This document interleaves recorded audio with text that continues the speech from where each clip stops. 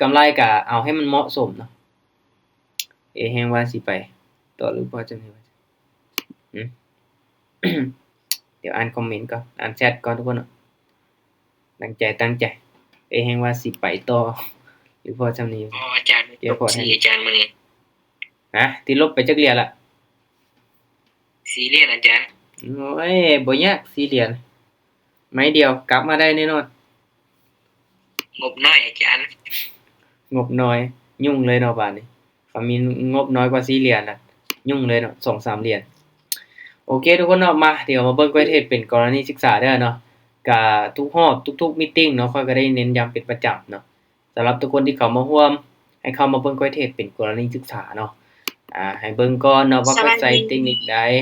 ได้เงินแบบใดสบายดีทีมงานที่เข้ามาเด้อเนาะถ้าว่าไผที่มีงบมีต้นทุนอยากที่จะตามเนาะตัวนี้สำคัญหลายเนาะตามในส่วนได้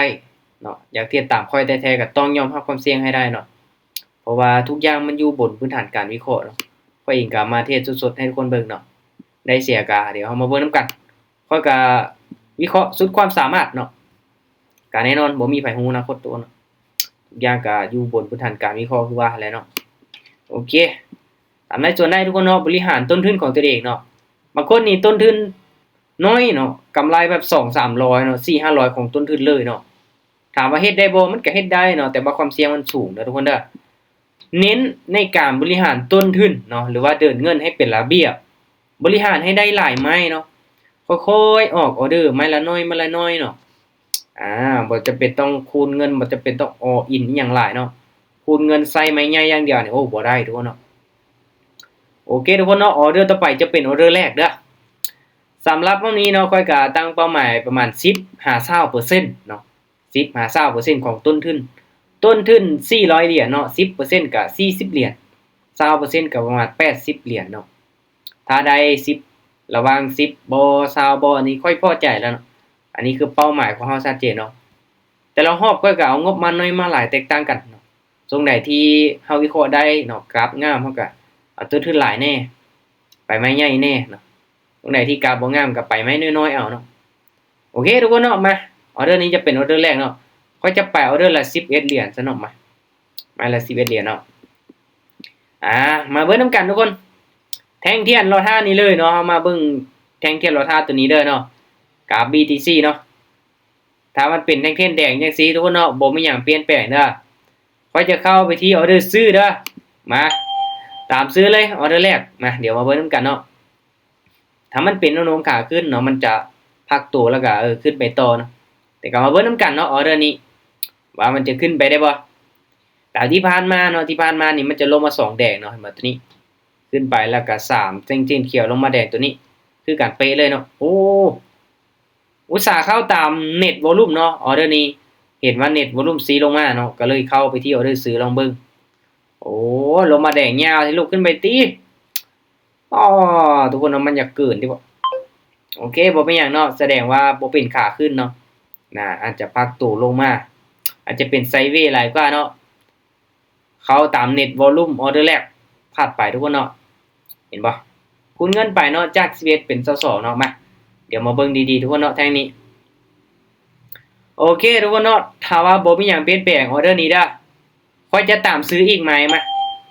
ตามซื้ออีกไหมก่อนเนาะตามซื้ออีกก่อนเดี๋ยวมาเบิ่งนำกันเด้อตามได้ส่วนได้เด้อทุกคนเด้อเนาะวิเคราะห์ไปนำกัน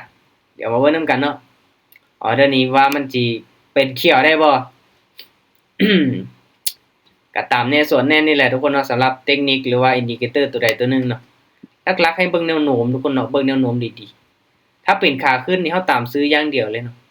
ขาขึ้นแล้วตามซื้อเป็นขาลงแล้วตามขายเนาะเอาจังได๋ออเดอร์นี้คือมันนิ่งให้ลูกขึ้นไปเขียวให้ยาวติโอเคเขียวได้บ่โอเคก็จังซั่นล่ะบ่ทุกคนเนาะดีขึ้นดีลงอยู่แม่นๆมันเป็นแท่งๆน้อยเนาะแท่งๆโดจิจังซี่นี่วิเคราะห์ยากมาทุกคนเนาะโซนนี้ก็ปิดกราฟไซด์เวย์ได้เนาะบ่เป็นเทรนขาขึ้นขาลงเนาะแท่งเทียนมันก็ขึ้นลงเนาะโอเคปั๊มเงินเนาะหลังจากวินแล้วเฮาก็กลับมาเดินไม้ทำมิดเนาะอันนี้คือหลักการวิธีการเดินเงินออเดอร์นี้ตามซื้ออีกไหมก่อนเนาะตามซื้ออีกไหมก่อนเด้อทุกคนเด้อมาออเดอร์นี้นี่เบิ่งจากเน็ตวอลุ่มอีกบัดนึงเนาะ เนี่ยรูปสีลงมาแล้วก็เบิ่งจากอินดิเคเตอร์ตัวนี้ยังติดแปะกันเนาะคิดว่ามีโอกาสสลับขึ้นไปเขียวได้เนาะติดแปะกันอยู่เนาะ2เส้นอินดิเคเตอร์ตัวเทิงนี่เนาะจังได๋เนาะออเดอร์นี้ว่าสิลงมาเก็บเอาไส้มันเนาะMACD เริ่มตัดเนาะ MACD เริ่มตัดสลับขึ้นไปได้บ่ขึ้นไปได้บ่โอ้ทุกคนเนาะแสดงว่าลงมาต่อเลยโอเคบ่เอาออกก่อนโอเคคูณเงินทุกคนเนาะเน้นในการบริหารต้นทุนเด้อเนาะสำคัญหลายนะแท่งนี้มาเบิ่งนำกันทุกคน3แท่งเทียนแดงโอเคทุกคนเนาะออเดอร์นี้เข้าไปที่ออเดอร์ซื้อเด้อถ้ามันเป็นแท่งเทียนแดงนี่เฮาตามซื้อก่อนบาทนึงขายวะตามได้ส่วนได้ทุกคนเนาะเดี๋ยวเรามาเบิ่งนำกันเด้อออเดอร์นี้มาเบิ่งนำกันว่ามันสิพักโตขึ้นไปเขียวได้บ่เนาะตามเทคนิคเนาะถ้ามันเป็นแนวโน้มขาลงมันสิเป็นเทรนขาลงเนาะลงมา3แท่งเทียนแดงแล้วมันสิพักโตเนาะมันจะมีซื้ออยู่นะอีหยังก็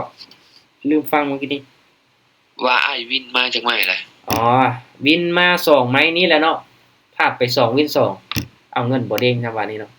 อินเทอร์เน็ตช้าเนาะทุกคนเนาะรีเฟรชบาทนึงพลาดไป2วิน2เนาะก็ออกออเดอร์ไป4ไม้เนาะโอเคเฮาบ่เบิ่งอยู่นี่เนาะตั้งแต่นี่เนาะเริ่มออกออเดอร์โอเค11 22 11 22โอเคออเดอร์นี้11อีกดูเนาะขายเด้อออเดอร์นี้ขายเด้อ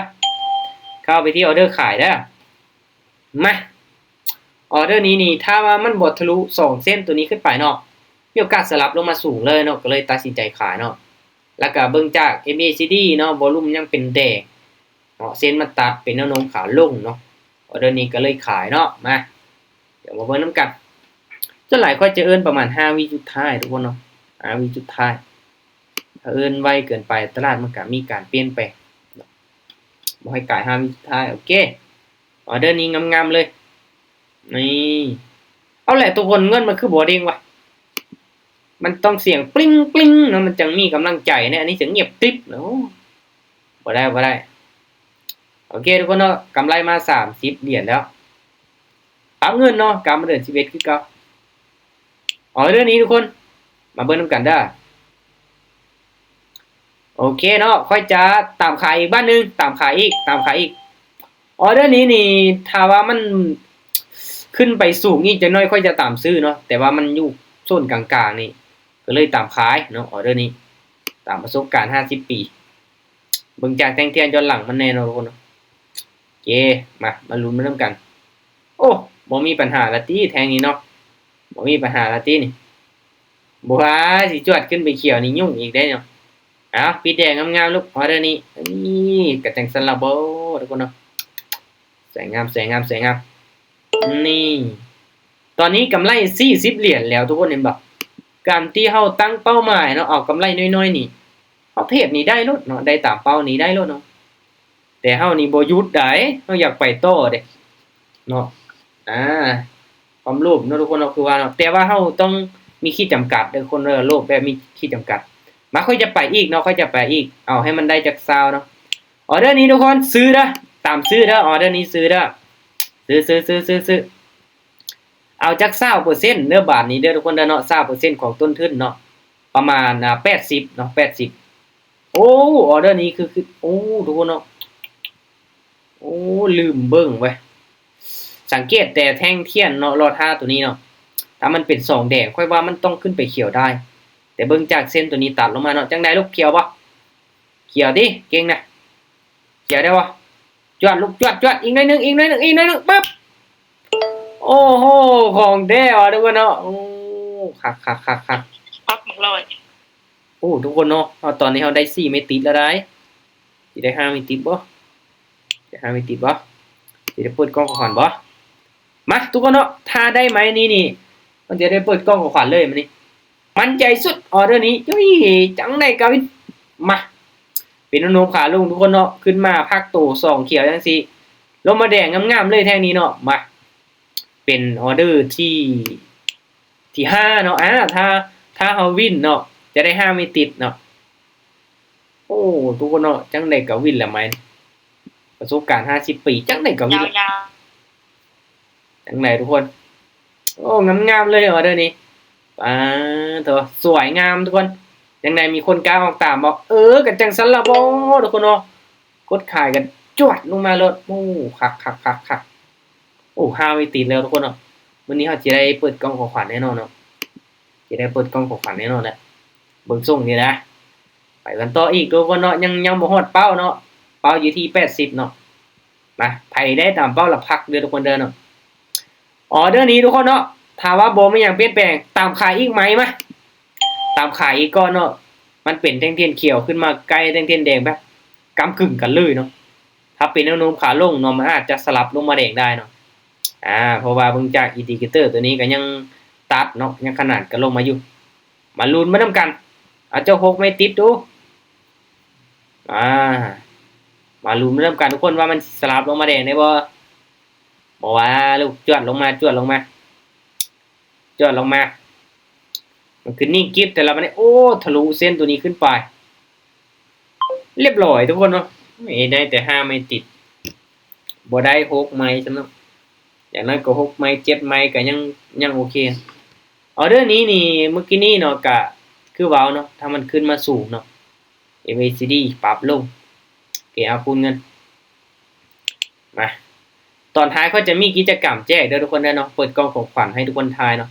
โอเคออเดอร์นี้ขายเด้อคูณเงินเนาะขายมา3แท่งเทียนเขียวพักตูลงมาลงมาแดงซ้ำเนาะถ้าลงมาแดงนี่ก็อาจจะเป็นแท่งเทียนคู่เนาะเป็นเขียวมา2เนาะแล้วก็แดงมา2เลยแล้วนี่เนาะเป็นแนวโน้มขาลงอีกจวดลงมางามๆแค่นี้เนาะมาจังได๋ลูกจังได๋ปิดแดงงามๆโอ้โอเคทุกคนเนาะน่าจะลงมาลูกลงมางามๆออเดอร์นี้น่าจะบ่มีปัญหานี่จังซั่นล่ะบ่กำไร71เนาะอีกไม้นึงเนาะอีกไม้นึงถ้าวินอีกไม้นึงจะได้80เนาะจะได้80เหรียญโอเคทุกคนเนาะทุกอย่างมันอยู่บนพื้นฐานการวิเคราะห์เนาะเราได้ศึกษาเราได้ฝึกฝนมาจังได๋เราก็ออกออเดอร์ไปตามนั้นเนาะการเทรดโอเคออเดอร์นี้ทุกคนเนาะโอเคตามซื้อเด้อออเดอร์นี้ลองตามแท่งเทียนคู่ลงเบิ่งเนาะมันกำลังเป็นคู่มา2เนาะเป็นแท่งเทียนกึ่งกินอีกแท่งนี้เนาะแท่งเทียนเขียวที่ยาวกว่าแท่งเทียนแดงเนาะเป็นแท่งเทียนกึ่งกินเนาะแต่ว่ายังอยู่ในทรงไซด์เวย์เนาะทรงสลับมาลุ้นไปนำกันออเดอร์นี้ก็ก้ำกึ่งอยู่เนาะ2จิต2ใจอยู่แต่ว่าเบิ่งจากแท่งเทียนแฮงซื้อมาหลายเนาะก็เลยตามซื้อเนาะเริ่มมีเขียวแล้วเนาะโอ้จังได๋ลูกขึ้นไปติแท่งนี้คือนิ่งแท้เนาะโอ้เสียดายออเดอร์นี้กับคันแม่นตามมาก็โอเคอยู่เนาะโอเคยังบ่ขึ้นเนาะแสดงว่ายังบ่ขึ้นยังมีแท่งนี้โอเคทุกคนเนาะมาอีกไม้นึงเดี๋ยวมาลุ้นมานำกันถ้าแท่งเทียนนี้เด้อทุกคนเด้อแท่งเทียนเขียวตัวนี้ยาวกว่าแท่งเทียนแดงก่อนหน้านี้เฮาเก็บซื้อเลยเนาะโอ้เพียงกันเลยเนาะเอาจังได๋ก็ขอตามซื้อเด้อนะเดี๋ยวเฮามาลุ้นมานำกันว่ามันสิขึ้นไปเป็น2แท่งเทียนเขียวบ่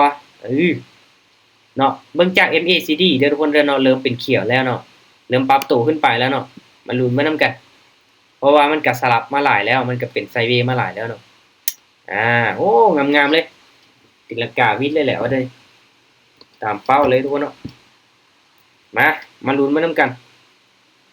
น่าจะบ่มีปัญหาทุกคนเนาะประสบการณ์50ปีโอเคสวยนี่กำไร 81.4 เด้อทุกคนเด้อถือว่างามๆเนาะอัตราการชนะสูงอยู่รอบนี้เอาได้5ออเดอร์ติดต่อกันอีกก็มารอลุ้นทุกคนเนาะเปิดกล่องของขวัญจะเฮ็ดเป็นกิจกรรมแจกให้เนาะ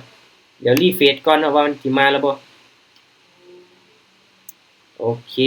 ยังบ่ทันได้มาสามทุกคนเนาะโอเครอท่าแป๊บนึงเพราะว่าเฮาก็ชนะไป5ออเดอร์ติดต่อกันเนาะกำไรมื้อนี้267เนาะเดี๋ยวมาเบิ่งประวัติการออกออเดอร์เนาะตามนี้เลยทุกคนเนาะโอเคก็ถือว่างามๆเนาะก็น่าจะออกอันใหม่กี่เนี่ยอันตัวซื้อในหัวใจเขาเต้นตุกๆอยู่เฮาอินไป120 พายเหรียญพูอ๋อ โอ้ออินไป120ปลายเหรียญว่าซะ ว้า คือมาโหดเกิน ยังบ่ทันโอ้โตสวิงลงมาฮะอันนี้คิดว่าสิปิดแดงข่อยลงมาเขาจะตื่นเบิด สุดยอดทุกคนเนาะว่าเรื่องใจใส่เต็มที่เนาะก็แน่นอนทุกคนเนาะก็ว่าเฮามั่นใจแต่ค่อยก็บ่อยากแนะนำได้ให้ออินเนาะถ้าว่าได้นี่แม่นมันได้ไวเนาะว่ามันเสียนี่โอ้โหยุ่งเลยเนาะโอเคทุกคนเนาะกิจกรรมมาแล้วเนาะ ไปแม่70เหรียญบางใดนี่โอ้ตัวพลาดซ้ำ ครับจำไว้คูณเงินขึ้นไปหลายแล้วนะ ตลาดเองนะเฮาคิดว่ามันสิลงมาแต่สีแดงพลาดลงมาหอนหาแดงซ้ำ โอเคเนาะคนเนาะมา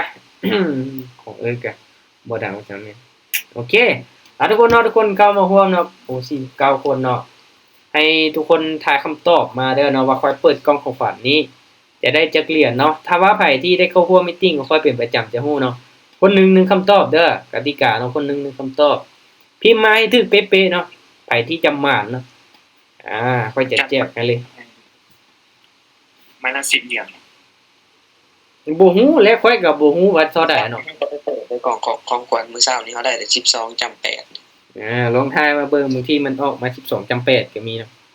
ลองทายมาทุกคนข้อยเองก็ยังบ่ฮู้นี่ว่ามันสิออกมาเท่าใดกันได้ฮอด40 50เหรียญนี่ใกล้แน่เนาะมันได้หลายแน่ดิมันได้น้อยนี่ก็ค่อยปั้นได้เนาะมาไผจะเป็นผู้โชคดีเนาะข้อยแจกมานี่ยังบ่มีไผได้เลยเนาะบ่มีไผได้เลยทุกคนสาธุขอให้ออก9.18พุ่นน่ะโอ้จมหมดเลยเนาะคนหนึ่ง1คำตอบเด้อทุกคนเด้อเนาะคนหนึ่ง1คำตอบเด้อ นึงได้ โอเคพร้อมแล้วบ่พร้อมแล้วเนาะคนหนึ่ง1คำตอบเนาะ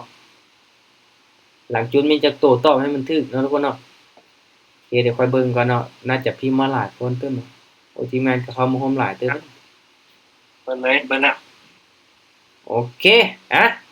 ถ้างั้นก็เดี๋ยวเฮามาเบิ่งนํกันเนาะมาลุ้นนํกันไผจะเป็นผู้โชคดี ในกิจกรรมแจกเนาะการเปิดกล่องของขวัญชนะ5ออเดอร์ติดต่อกัน ในมื้อนี้เนาะหวังว่าจะมีผู้โชคดีตอบถูกกับทุกคนเด้อโอเคมานับถอยหลังนํกันเลย4 3 2 1 13.11 โอ้ใกล้เคียงเอานะ 1เคาะเลยมา มีคนตอบถูกบ่ จ้านมีจ้าน มีสีพรตอบถูกอ้าวสุดยอดว้าว13.11ทุกคนตอบถูกเสย ไอ้วะไปกันเด้อไอ้นิก้าเกือบเป็นแล้วเฮาจับยาดมบ่ทัน โอ้สีพรน้องคนซื้อ Gmail ซื้อว่าสีพรอยู่บ่ กันเราบ่อยู่ก็ให้เฮาก็ได้ไอ้นิก้า อยู่บ่เปิดไมค์ได้บ่ อยู่ ว้าโอเคอยู่ในกลุ่มค่อยบ่หรือว่าอยู่ในกลุ่มผมให้สิให้ส่ง ID ให้ อยู่ในกลุ่มของคนอื่นแต่ว่ามีเฟซอ้ายอยู่ มีเฟซก้อยอยู่เนาะโอเคมีเฟซก้อยอยู่เนาะทักมาเลยเด้อเดี๋ยวจะแจกให้เนาะมีแต่คนเดียวบ่ทุกคนตอบถูกโอ้ถือว่าสุดยอดเลยทุกคนเนาะกล้องของขวัญค่อยเฮ็ดกิจกรรมมานี่ยังบ่มีไผเคยตอบถูกเลยเนาะแคปเอารูปเนาะเอามีตติ้งนี่แคปเอารูปแล้วก็เดี๋ยวแจ้งให้ค่อยเด้อทางส่วนตัวเนาะน่าจะได้เฟซอยู่ที่เนาะโอเคถือว่ามาในทุกคนเนาะตั้งแต่ค่อยเฮ็ดกิจกรรมแจกมานี่ยังบ่ถูกเลยเนาะแต่ว่าหลายนี่ฮะอีหยังก่อนทุกคนอีหยังก่อนเสียงไว้ชัดเจนนิดนึงโอเคไอ้ลิงขอสิ่งศักดิ์สิทธิ์ก็บ่ถูกขอสิ่งศักดิ์สิทธิ์ก็บ่ถูกว่าซั่นเนาะโอ้โสดบ่ผู้ ผู้ตอบถูกมันพูดอ่ะโอ้บ่ธรรมดาฝันถึกเลขแล้วซะเนาะโอ้คันว่าซื้อเลขนี่อาจจะถูกไอ้เนาะตอบถูกนี่เนาะลองไปซื้อเลข4ตัว5ตัว6ตัวบางทีหมานเด้เนาะแต่ก็บ่แนะนำทุกคนเนาะโอกาสที่มันจะถูกก็มีแต่ 0.000 เนาะการว่าประเทศนี่แค่แน่มีแต่2ทางมีแต่ซื้อกับขายมีแต่เขียวกับแดงเนาะแต่ว่าก็ถือว่ามีโอกาสอยู่เนาะ50-50โอเคทุกคนเนาะก็แน่นอนเนาะทุกๆการลงทุนมีความเสี่ยงคือที่เขาว่าหั่นเลยเนาะก็นี่แหละเป็นสิ่งสำคัญหลายเนาะถ้างานให้ทุกคนศึกษาเด้อเนาะคือค่อยเองก็บางมื้อก็เทศติดลบบางมื้อก็ขาดทุนบางมื้อก็มีกำไรเนาะทางงานตัวนี้แหละสำคัญทุกคนเราต้องคำนึงถึงความเสี่ยงพร้อมเนาะบางมื้อได้กำไรหลายแต่บางมื้อก็ติดลบหลายเนาะมันเป็นเรื่องธรรมดาทางงานจำนวนเงินที่ ถ้าเอามาลงทุนนะทุกคนเนาะต้องเป็นจำนวนเงินเย็นเนาะเงินที่เฮายอมรับความเสี่ยงได้เนาะบ่ไปไม้ใหญ่เกินไปถ้าไปไม้ใหญ่เกินไปนี่ส่งผลต่ออารมณ์ความรู้สึกเนาะเขาจะลังเลเขาจะย้านเนาะเขาจะบ่กล้าเข้าออเดอร์เนาะตัวนี้สำคัญหลายเนาะทุกคนเนาะโอเคเอาสำหรับผู้โชคดีก็ทักมาหาค่อยทางส่วนตัวเนาะเดี๋ยวจะแจกรางวัลให้เนาะถือว่าสุดยอดหลายมื้อนี้เนาะโอเคทุกคนเนาะแล้วเจอกันใหม่เป็นมื้ออื่นเด้อเนาะเจอกันใหม่มื้ออื่นเนาะโมงเก่าโมงเดิมถ้าว่าบ่ค่าเวียกหยังเนาะงั้นก็เข้ามาร่วมศึกษานำกันได้โอเคทุกคนตั้งใจศึกษาเนาะว่าเรื่องการเทรดการลงทุนเนาะมีความเสี่ยงสูงให้ทุกคนศึกษาหาข้อมูลดีๆก่อนที่ว่าจะตัดสินใจเข้ามาลงทุนเด้อทุกคนเด้อโอเคบ๊ายบายทุกคนบ๊ายบาย